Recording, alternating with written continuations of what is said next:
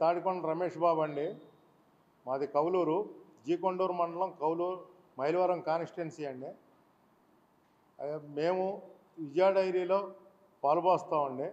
విజయ డైరీలో పాలు పోసినందుకు గాను మాకు బోనస్లు ఇచ్చేవాళ్ళు అండి జానకిరామయ్య గారు. జానకిరామయ్య గారి టైంలో 670 కోట్లు టర్నోవర్ ఉండేదండి. ఆ రోజున 32 పైసలు ఇచ్చేవాళ్ళు. మరి గత 5 సంవత్సరాల నుంచి చలసాని ఆంజనేయులు గారు వచ్చారండి. ఈయన మరి 672 కోట్ల నుండి 1272 కోట్లకి టర్నోవర్ పెంచామని చెప్పి ప్రతి మీటింగ్లో మాకు చెబుతున్నారండి. మీటింగ్లో చెప్పినప్పుడు మాకు 32 పైసలు బోనస్ని 60 పైసలు 58.5% మాకు పెంచి బోనస్ పంచాలి. మరి ఎందుకని ఈ బోనస్లు తగ్గించి 10 పైసలకు తీసుకొచ్చారంటే చలసాని ఆంజనేయులు గారు ఏ ఉద్దేశంతో రైతుని ఎట్టా దోసుకోవాలనే ఆలోచనతో మీరు ఉన్నారో, ఈ రోజున రైతు ఎంత నష్టపోయాడో అది మాకు తెలుసండి. మీరు వజ్రోత్సవాలని చెప్పి పెట్టారు. ఈ వజ్రోత్సవాలు చేసింది కరెక్ట్ కాదండి. మొన్న బొడమేరు వరద వచ్చినప్పుడు రైతులకి మీరు 10 టన్నులైనా సరే, మా ఊళ్ళోనే బొడమేరు గండిపడిందండి. రైతులకి 10 టన్నులన్నా దానా ఇవ్వండి అంటే 1 కేజీ కూడా ఇవ్వమని చెప్పిన ఏమూరి సాయి గారు రైతులకి ఏమి న్యాయం చేద్దామని అనుకుంటున్నారండి మీరు? రైతులకి మీరు న్యాయం చేయడానికి కాదండి డైరెక్టర్లుగా ఉంది, రైతులను దోచుకోవడానికి ఉన్నారా ఏంటండి? ఇది రైతుల సంస్థ. రైతులను ఎక్కడైనా సరే 28 ఊళ్ళకి ముంపు గ్రామాలు తగిలితే 1 కేజీ మిక్చర్ కూడా ఇవ్వలేదు. మీరు మరి రైతుల సంస్థకి రైతులను ఎక్కడ మీరు ఆదుకుంది? ఏ రకంగా ఆదుకున్నారు? ఒక రైతుకైనా 1 కేజీ కూడా ఇవ్వనన్నారు. వదిలేయండి. దీంట్లో అంతకుముందు మాకు జిఎంగా పనిచేసినటువంటి అనిల్ కుమార్ మమ్మల్ని మీటింగు పిలిచి మీటింగ్లో భోజనాలు కూర్చొనియకుండా అతను డిజిగ్నేషన్ చెప్పించారండి. అతను ఎంత ఫ్రాడ్ చేశాడో అది మాకు తెలుసు. ఏ విధంగా ఫ్రాడ్ చేశాడంటే, హెరిటేజ్లో దానా ఫ్యాక్టరీకి ముడిసరుకు అమ్మేవాళ్ళు అండి. ఇతను ముగ్గురు మేనేజర్లు, ఒక యశ్వంత్ అనేవాడు కూడా ఉన్నాడండి. అతను ఈ జిఎం అనిల్ కుమార్ అందరూ కలిసి దానా ఫ్యాక్టరీకి ముడిసరుకులు అమ్మితే ఆ ముడిసరుకుల్లో 23 రూపాయలు గ్లోడిన్ అనే దాన్ని ఇక్కడ కొని ఈ ఫ్యాక్టరీ ద్వారా వచ్చిన దాన్ని వాళ్ళు అమ్మారండి. అమ్మిన దానికి దాంట్లో మనకి నష్టం జరుగుతుందని చెప్పి బోనం మేడం గారు మాకు ఇతను ఎవరు ఏంటని చేసుకొని అతను వాళ్ళ దాంట్లో పనిచేసిన అతను అని చెప్పి ఇదైన తర్వాత అతన్ని ఎమ్మటే ఈయన చలసాని ఆంజనేయులు గారు తప్పించాడండి. తప్పించడానికి ఈయనకి ఏ అధికారం? మామూలుగా కేసు కట్టి ఇతను ఏమేం చేశాడో, ఎక్కడెక్కడ ఫ్రాడ్ చేశాడని చెప్పి చేయాలండి. అతను చేయలేదు ఆంజనేయులు గారు. ఇది 2వ పాయింట్ అండి. బోనస్ల విషయంలో మాకు జరిగిన అన్యాయానికి ఎంత అయితే ఇవ్వాలో అంతా కూడా మాకు ఇచ్చిన దాకా మేము పోరాటం ఆపమండి.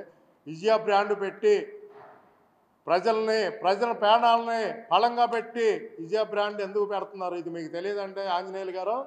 మీరు కాదా అమ్మించేది? మీకు తెలియకుండానే అమ్మారా? ఈ విజయ పేరు అనేది ఎలా వచ్చిందండి? మన దాంట్లోనే తీసుకొచ్చి అమ్ముతున్నారు కదా. ఇదేదన్నా నాణ్యత పరిమాణం లోపెత్తే విజయ బ్రాండ్ మామూలుగా పోతుంది కదా. ఏమండి ఆంజనేయులు గారు, ఇవన్నీ ఎలా అమ్ముతున్నారండి? మీకు తెలిసే అమ్ముతున్నారు కదా.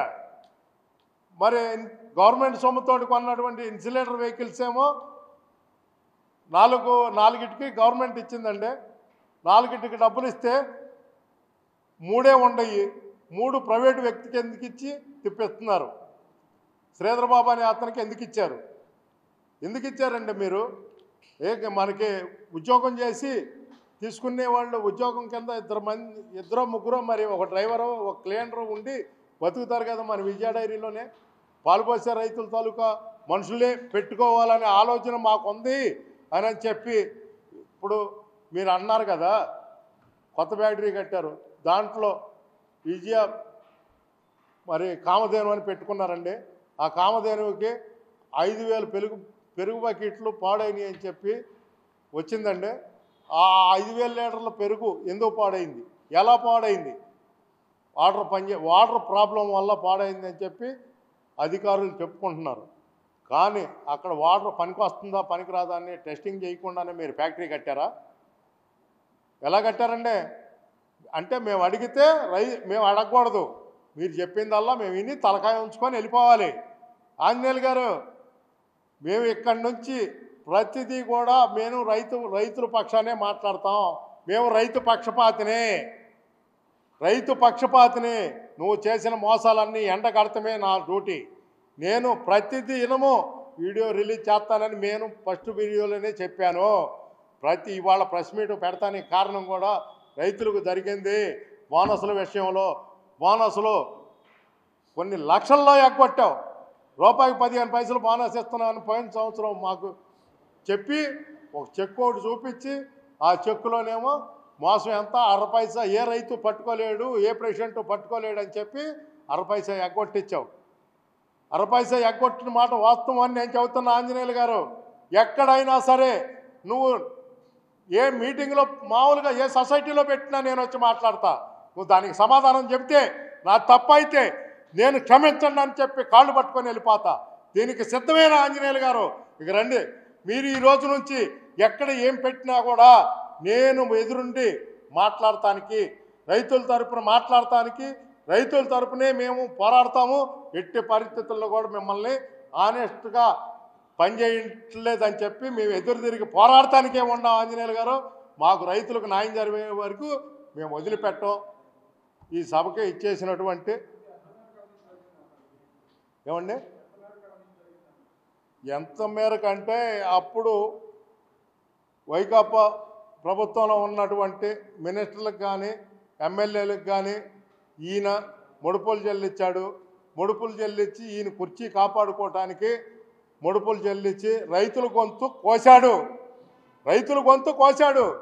ఆ రోజున జగన్మోహన్ రెడ్డి గారు లీటర్కి 4 రూపాయలు బోనస్ ఇస్తానని చెప్పి ఊళ్ళల్లో తిరిగేటప్పుడు చెబితే ఏ రోజైనా ఈ డైరెక్టర్లు కానీ ఈ చలసాని ఆంజనేయులు గారు కానీ ఏ రోజైనా ఒక్క ప్రెస్ మీట్ పెట్టి రిలీజ్ చేశారా, మాట్లాడారా?